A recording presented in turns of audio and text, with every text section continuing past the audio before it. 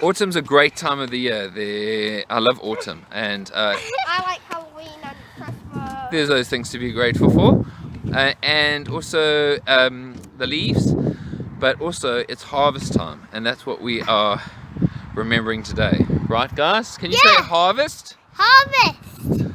And then with it's going to be Halloween, and then going to say trick or treat. Okay, but it's harvest first of all. Harvest time is a good reminder of the fact that we owe everything to God.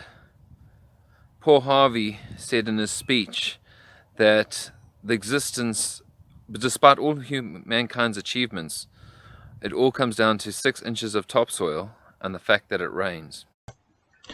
Wise words, but not original words. Look what was said thousands of years before this in God's word. Psalm 147. Talking about God, it says this: He fills the sky with clouds. He sends rain to the earth. He makes grass grow on the hills. He gives food to the cattle and to the little birds that call. Well, you might be thinking, well, what does things that the farmers, I'm not really keen on vegetables, maybe, so how does it really affect me? What does this have to do with me? Well, let me show you something else. A crop that you wouldn't even think about, that you would step over every day, and that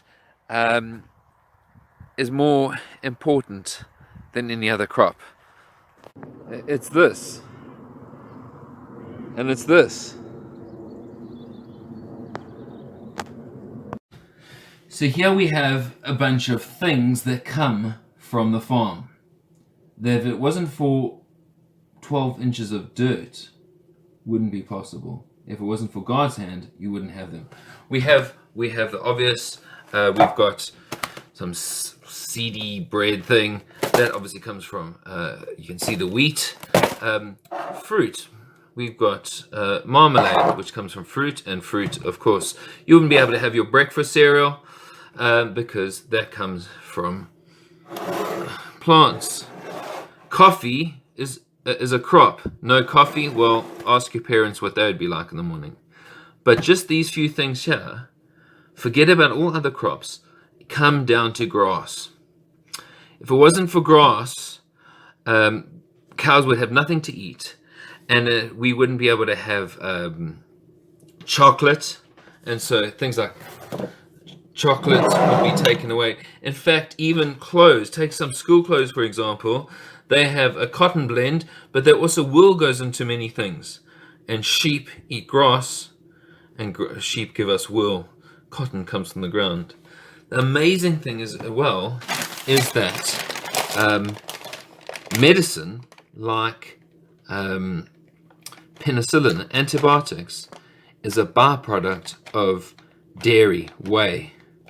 And so you wouldn't be able to have medicine like antibiotics as well. In fact, the only thing you'd be left off with is salt. It's the only thing that was never alive yet. It comes from the ground. But if you just had salt to eat, life would be pretty boring and you'd be dead. Without farmers, without crops, without even grass, these cows wouldn't be able to eat. You wouldn't be able to have anything really.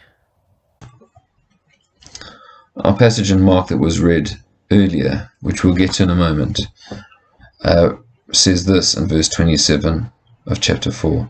Night and day, talking to the farmer, whether he sleeps or get up, the seed sprouts and grows, and he does not know how.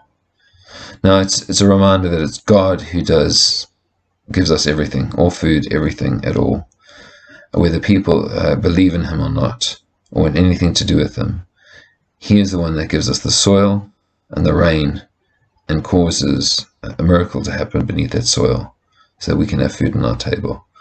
So this harvest, let's thank God that he is the provider